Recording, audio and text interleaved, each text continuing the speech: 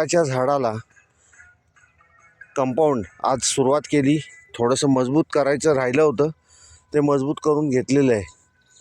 त्याला पानं फुटणार आहे, ते 4-5 दिवसातच त्याचा रिझल्ट आपल्याला दिसणार आहे. सर्व बाजूने अतिशय जनावर तोंड घालू शकणार नाही अशा पद्धतीने मजबूत कंपाऊंड केलेलं आहे. तावरेसाहेब आणि मी होतो. तावरेसाहेब बाइंडिंगवर कापून देत होते, मी बांधत होतो जाळी याला. तर आज व्यवस्थित पूर्ण झालेलं आहे. झाड लहान आहे त्यामुळे उंचीला कमीच आत्ता केलेलं आहे. जेव्हा झाड वाढेल त्यावेळेस आपण उंची वाढवूया, कारण वाळवीसुद्धा बऱ्याच वेळा बांबूंना त्रास देते. आज बाइंडिंगवरचं एक ब्लेड तुटलं काम करत असताना. अशा पद्धतीने काम आज आमचं पूर्ण झालं आहे. आणि उमराच्या झाडाच्या ऐवजी तिथं वडाचं झाड लागलेलं आहे.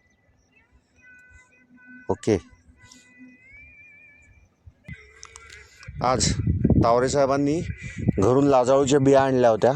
त्या प्रत्येक ठिकाणी झाडाच्या बांधावरती, म्हणजे जी माती दिसते या ठिकाणी आळ्याच्या बाहेर जी माती आहे अशी, ह्या मातीवरती त्यांनी अशा बिया खोचून घेतल्या ठिकठिकाणी. बऱ्याच ठिकाणी मला वाटते खालच्या साईडला त्यांनी काम केलं. अशा बांधाच्या ठिकाणी त्यांनी बिया खोवलेल्या आहेत. काही दिवसांनी आपल्याला लाजाळू झाडंसुद्धा इथं दिसतील.